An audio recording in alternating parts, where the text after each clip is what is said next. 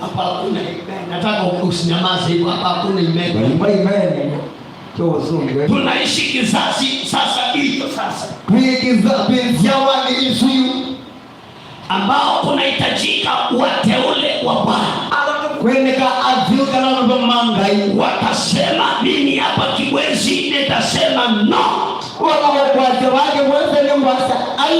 Katika kila ubaya wote na kila tamaa za mwili nitasema hapana. Nitasimamia ushuhuda wangu katikati ya mabinti wa Kigwezi, katikati ya wazee wa Kigwezi, katikati ya wamama wa Kigwezi. Nitasimamia ushuhuda wangu, kwa maana wokovu ni wangu mimi. Huyu ni Lutu na mke wake na mabinti zake ujumbe wameletewa na malaika, wakaambiwa tokeni na wakatoka wote. Ninaona wote wakitoka, ninaona wote wakikimbia. Wasichana wako hapa, mke wake ni huyu, wanakimbilia pale Zohari, maana ujumbe wamepokea kwa nyumba, maana ujumbe wamepokea kwa nyumba. Neno kutoka juu limeletwa kwa nyumba, nimekuja na malaika. Malaika akawaambia jipone. Wakatoka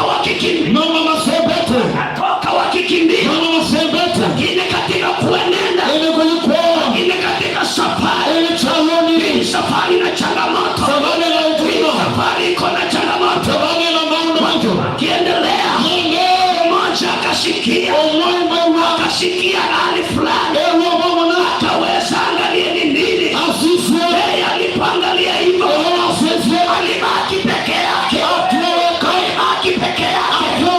Waliokuwa wamesikia neno na wakaamini neno, wakaendelea na safari. Wokovu ni wako mwenyewe, wokovu ni wako mwenyewe, na wa mke wako, na wa mzee wako. Wokovu ni wako mwenyewe, ni wewe ukazame mbele ya Yesu makofi.